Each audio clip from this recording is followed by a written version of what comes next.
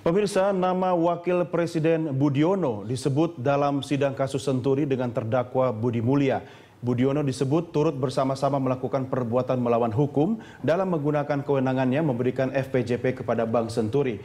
Sebagai Wakil Presiden, bisakah Budiono dihadirkan sebagai saksi di pengadilan?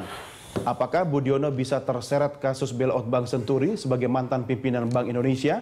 Ya, untuk membahasnya di studio telah hadir mantan hakim dan juga praktisi hukum Asep Iwan Iriawan serta pakar hukum tata negara dan pakar hukum tata negara Margarito Kamis. Bapak-bapak sekalian, terima kasih bersama kami.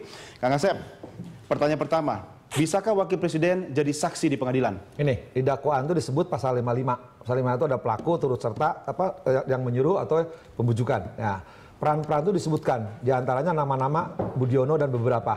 Artinya apa? Ini terdakwa Budi Mulya. Nah, di KUHP disebutin pasal 199 penjelasan. Dari saksi itu wajib setiap warga negara Indonesia. Artinya apa? Dalam dakwaan ada nama Budiono. Artinya apa? Budiono wajib jadi saksi. Tapi dia kan warga negara luar biasa. Oh, nggak ada ketentuan. Presiden dan wakil presiden kan istimewa. Di KUHP penjelasan jelas. Setiap warga negara Indonesia wajib hadir sebagai saksi. Kalau tidak hadir, kena sanksi pidana 224. Walaupun dia wakil presiden? Nggak ada wakil presiden. Depan hukum kan sama, itu asas. Depan hukum sama, nggak ada wakil presiden, nggak siapapun. Bagaimana dengan aturan keprotokolan yang melekat kepada karena statusnya dia bukan diadili, bukan sebagai saksi, sebagai wakil presiden waktu itu. Tapi waktu itu statusnya dia sebagai gubernur Bank Indonesia ketika perbuatan itu dilakukan bersama-sama. Iya betul, tapi sekarang ini kan yang bersangkutan sebagai wakil presiden. Artinya melekat pada orangnya jabatan itu dan haknya juga keprotokolan melekat pada dia. Nanti Pak Margarito lebih paham soal tata negara. Protokoler bagi dia seorang wakil presiden berlaku, tapi di depan hukum dia sebagai saksi tidak berlaku protokolnya. Depan hakim sama siapapun. Walaupun walaupun sebagai wakil presiden tetap boleh hadir sebagai saksi, tapi tetap melekat hak-hak istimewanya. Segala protokolernya sampai depan pengadilan, tapi begitu masuk ke ruang sidang pengadilan berlakulah hukum acara pidana di ruang pengadilan. Oke, Pak Margarito. Ya.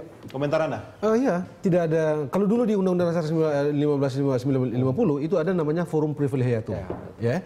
Nah, forum ini peradilan sebenarnya ini, tapi peradilan ini diperuntukkan pada mereka-mereka yang dalam tanda petik seperti Anda bilang tadi orang istimewa lah. Presiden, wakil presiden, perdana menteri, jaksa agung dan lain-lain itu kalau mereka itu terlibat atau dituduh terlibat melakukan tindak pidana. Nah, di Undang-Undang Dasar 45 kita sekarang tidak. Jadi, apa yang tadi bilang perlakuan keprotokolan sama sekali tidak berlaku dalam kasus ini. Perlakuan keprotokolan tidak menghapuskan status ia sebagai warga negara dan karena itu tidak menggugurkan keharusan perlakuan hukum yang equal before the law itu. Sehingga saya tidak ada alasan. Kan ada Undang-Undang Nomor 9 tahun 2010 yang menyangkut keprotokolan. Itu ada tata tempat, tata penyebutan, ya kan, tata warga dan sebagainya. Itu melekat kepada pejabat negara. Tidak, itu dalam acara-acara kenegaraan. Anda tahu ini bukan acara kenegaraan. Kalau masuk ruang pengadilan, ruang sidang, Anda dan saya sama, Pak Budiono dengan saya sama. Jadi sampai pintu pengadilan saja itu bisa berlaku gitu. Ya. Kalau yang undang-undang yang Anda maksudkan ini, Anda tahu, saya sedikit terlibat dalam undang-undang itu di awal-awalnya pada waktu merancang. Sekali lagi itu sama sekali tidak untuk keprotokolan di pengadilan. Acara-acara itu lebih ke penghormatan. Ya, penghormatan dalam perlakuan dalam acara-acara tertentu. Non peradilan. Iya. Itu berlaku keprotokolan. Artinya Anda semua berdua sepakat, peradilan siapapun orangnya warga negara. Dan itu konsekuensi status hukum kita sebagai warga negara yang disematkan dalam Undang-Undang Dasar. Iya. Kan kalimatnya sederhana, di depan hukum itu sama. Jadi siapapun. Tapi kenapa Pak Budiono dalam tanda petik ya, saya tidak tahu isi hati Pak Budiono seperti apa, enggan untuk bersaksi di pengadilan? Kata siapa bersaksi di pengadilan? Belum kan, ini acara baru baca dakwaan, nanti eksepsi, nanti pendapat jaksa hukum, putusan selah, acara saksi belum, ini masih di formalitas pembacaan dakwaan. Itu mungkin yang dipanggil oleh, apa tuh namanya di DPR, tim was. Itu urusan lain, ini udah urusan hukum, berjalan aturan di pengadilan. Sila itu saya nggak ngerti, nanti mau kita mau lebih paham.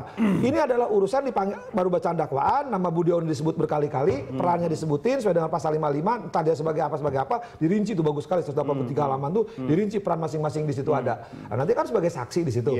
Hakim akan memanggil gitu kan. Nah, dipanggil itu wajib hadir. Soal sekarang dipanggil oleh DPR itu urusan lain, itu urusan politik. Artinya sekarang pun hakim belum memutuskan Budiono sebagai saksi atau tidak kan? Tapi jelas saksi.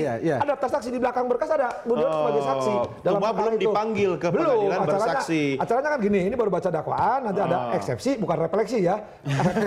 Eksepsi keberatan. saya juga mau dipanggil. Eksepsi nanti putusan selah apakah dakwanya benar atau tidak, jelas, cermat atau lengkap, hanya itu aja.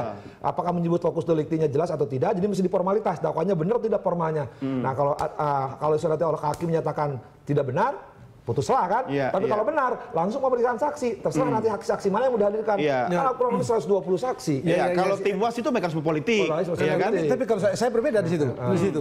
Bagi saya di tim UAS itu proses tata negara. Jadi di dalam kasus Senturi ini ada dua hukum yang berlaku di sini begitu, atau yang melingkupi mereka. Satu kriminal proses, yang ini sekarang di KPK dan peradilan ini, dan satu konstitusional proses atau konstitusional law. Nah, konstitusional law itu tata negara di DPR itu. Dan karena itu saya pernah mengatakan, kalau Pak Budiono mengatakan bahwa dia tunduk pada hukum, hukumnya yang mana? Cuman pidana doang, tata negara tidak. Kalau begitu terbelah dong, nggak kokoh argumen. Karena itu bilang aja, datang aja ke mungkin DPR. takutnya bias politiknya lebih dominan ketika datang ke tim UAS. Tapi tidak ada. Kalau bias politik, apa yang tidak bisa dipolitisir gitu kan? Pasti ngomongnya ini, tapi itu tidak berakibat Pak Margarito, kalau di ruang sidang pengadilan, wakil presiden itu warga negara biasa. Tapi kalau di gedung DPR, dia tetap mendapatkan privilege-nya sebagai wakil presiden kan? Bisa kan itu berlaku kan? Artinya keprotokolan tetap bisa melekat ya kan? Oke, tapi begini, tapi ada satu soal yang saya kira mesti kita kenali begitu ya. Apa yang akan terjadi? Apa yang dilakukan oleh KPK kalau misalnya Pak Budiono tidak datang? 2 kali tidak datang. Kalau kita bicara KUHAP, apakah dampaknya sama dengan warga negara lain? Enggak, Pak Margarito. Kalau ini yang manggil sekarang pengadilan yang Pengadilan. Iya, pemerintah itu pengadilan yang memerintahkan. Pengadilan kan akan memerintahkan jaksa penuntut umum untuk menghadirkan kan? Menghadirkan kan. Nah, sekarang kalau dia nggak datang. Oke, kita diskusikan di segmen berikutnya ya. Pemirsa, kami segera kembali, tetap bersama kami.